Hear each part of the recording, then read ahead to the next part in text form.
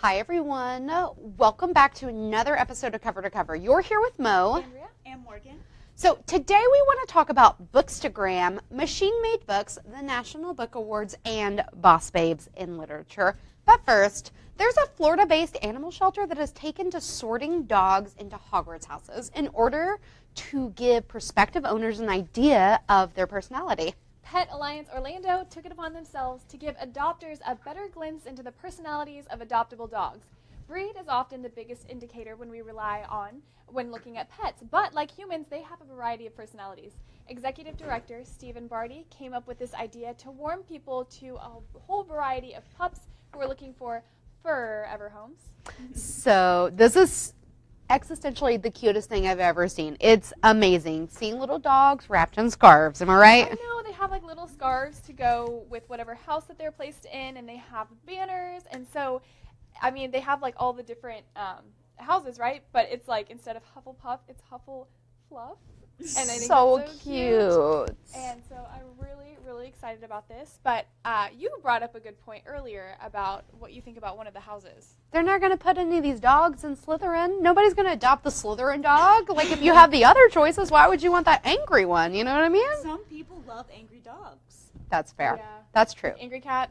I think, okay, so I guess if you are maybe like a cat person who's like trying to venture out into the dog world, or maybe like your husband's a cat person or your wife or whatever, and you want a dog, then that way, I mean, those are the dogs that you'll pull from Slytherin. So you're saying that all cats are Slytherins? All cats are Slytherins. And they also do rescue cats there, so I'm guessing all of those cats are Slytherins. Pretty but much.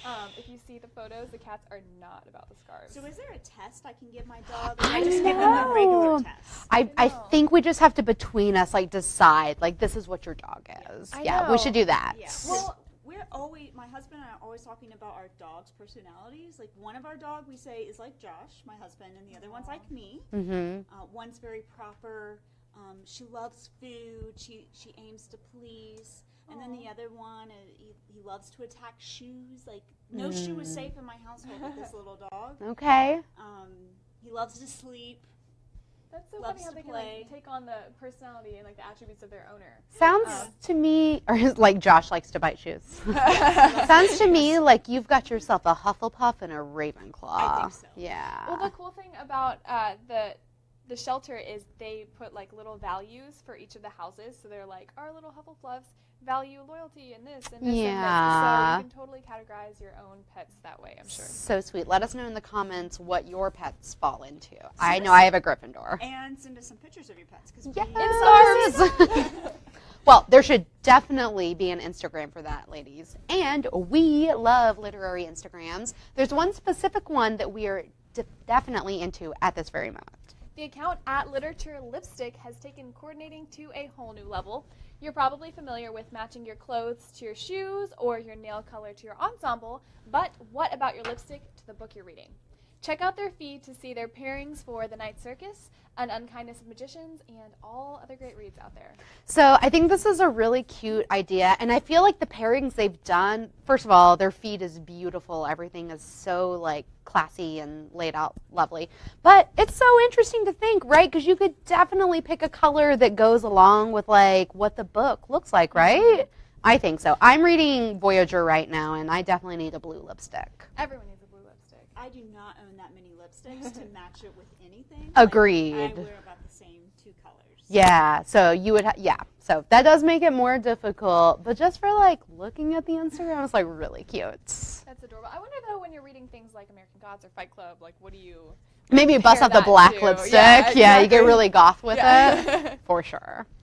Well, let us know in the comments what you think about pairing lipstick to literature and what shade you might need for your current read.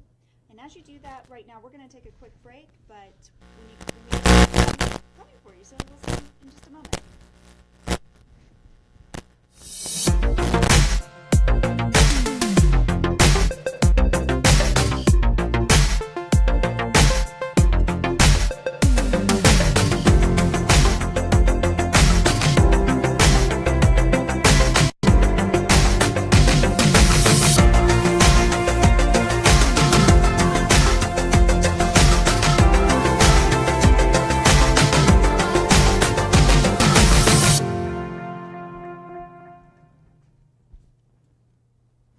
Well, we've talked before about machines writing books for us, and there are some people ensuring that niche genres have their very own dedicated machine writers. Writers and scientists at MIT have created a chatbot that they affectionately call Shelley after Mary Shelley, whose sole purpose is to write bone-chilling tales. Co-creator Pinar Yunardag says that the machine is really creating interesting stories and weird stories that have never really existed in the horror genre. One strange tale she created involved a pregnant man who woke up in a hospital. Shelley is currently posting opening lines on Twitter and taking turns with humans in collaborative storytelling. Are you guys excited about some of these machine-generated stories? Are you excited to see how good they get or where we go with them? Wait. This reminds me of, remember that game where you say something, I say something, and it makes up a story. Yeah, it's like a big slumber party thing. Yeah, so this is definitely that, and we need that machine to get us started so we can tell our own horror story. It's so cool. We should do that online. Everyone leaves a comment and tells a story. That's actually a brilliant idea. We should totally do that. Let's talk about that. So, let's do it now. Okay. She walked out the door, and suddenly he was there. Covered in ketchup. Or was it? And so we want you to go now to our comments and add to the story. Okay, I think we crushed it, you guys. Yeah, that was pretty great. So we're basically machine chatbots. And maybe next week we will tell the whole story. Maybe we will. So you have to add to the story. I want to see how. Or Shelley has to add to the story. True. We should tweet her. Yeah. Well, I guess we'll have to wait and see if any of these machine-generated stories win any book awards or the one we create in the future. But speaking of, the National Book Awards are coming up this month. The event is coming up on November 15th and will be held in New York City. This year's host is Cynthia Nixon of Sex and the City, and she will be alongside presenters including Bill Clinton, Anne Hathaway, and more. So, guys, wouldn't it be so fun to attend a literary event like this? It's basically like a dream come true. Yes. Why aren't we going there and doing the show live? Oh, we're not famous enough. It's so unfortunate. Also, I would love to go, but I feel like it would be really stressful because I'd have to match my gift to my book to my lipstick. It's a lot of pressure. Yeah. We would show up in full black tie, and they're it's just super casual. Right. I love it. I wish I was there for sure. Well, let us know in the comments if you really feel like you're missing out on some of these fun author events, because we do. Mm-hmm. But in case you're feeling too left out, you can just pick up a great book to read, maybe one featuring a strong female lead. We've got some recommendations for you, some suggestions, so check out our top 10 boss babes in literature.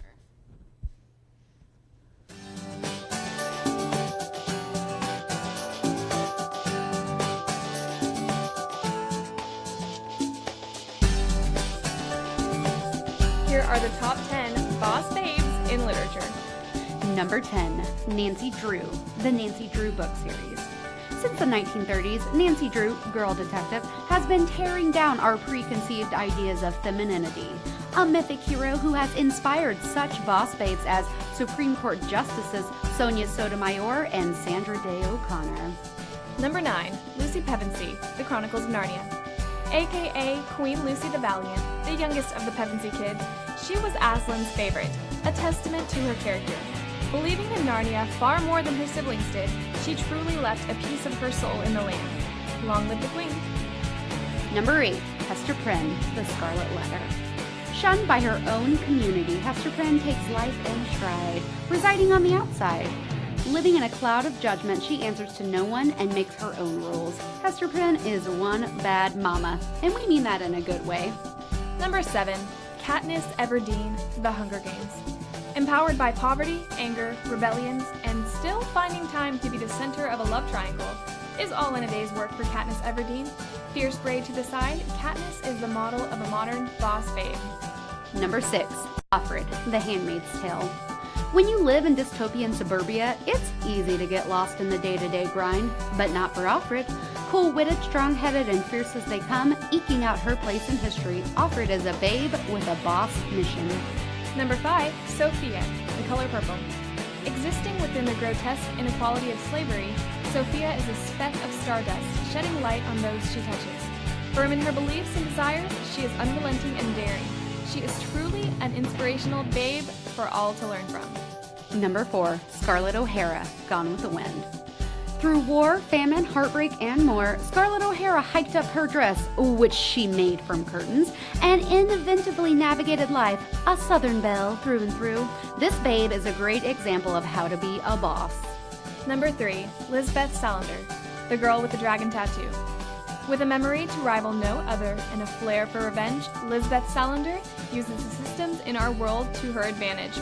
Righting wrongs and crushing the opposition, Lisbeth is a boss babe in the boldest, most brutal way. Number 2, Hermione Granger, Harry Potter. No witch could match her wit, and no wizard could match her courage. Hermione Granger is the heart of the Harry Potter game. Without this babe, there'd be a new boss in town, and the Harry Potter series would be far shorter and much bleaker. And at number 1, Joan of Arc. The baddest babe of all, Joan of Arc is an immortal legend. Conversing with saints and laying siege to cities were among her hobbies before she was burned at the stake for heresy. Joan of Arc is the number 1 boss babe you want on your side, in battle and in life. So there you have it, our top 10 boss babes in literature. All right, well, speaking of boss babes, what do Elizabeth Banks, Margot Robbie, and literature all have in common? Robert Munsch's classic 1980 children's book, Paperback Princess, is coming to the big screen.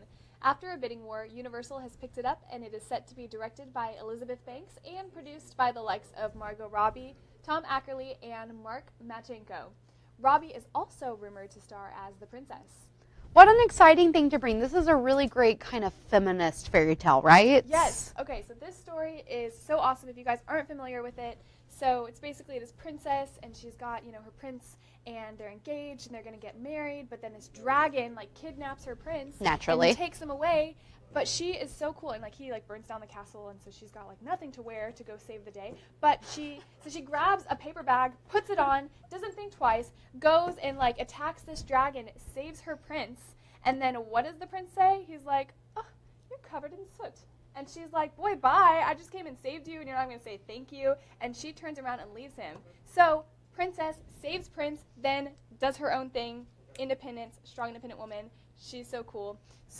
And she's wearing a paper bag the wearing whole a time. paper bag. So fashionable. Awesome. Fashion forward, Yeah. for sure. So this is a great story. And it's been around since 1980, but has definitely influenced a lot of folks. So I know Elizabeth Banks, this was something really powerful for her. So it's special and meaningful, and it's really exciting that she's getting to direct it.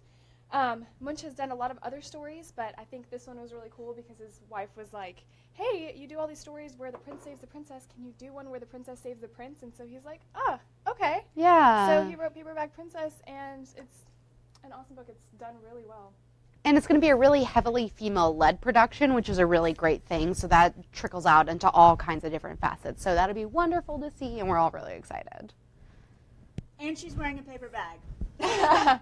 My mind is blown. So cool. Well, let us know in the comments if you're excited for this book to screen adaptation and who your favorite boss babe in literature is. I think my new favorite is Paperback Princess. Just saying. But don't forget to interact, guys, with our content on Facebook so we can bring you more literature news that you want to hear about. Write our story. Add to it. Yes, please do that. We'll have to put that in the comments so they have it. Well, thank you for joining us today. I'm Mo. I'm Andrea. And I'm Morgan. And we will definitely be back on Monday. So until then, keep reading, writing, and being awesome. I know we will. Bye. Bye.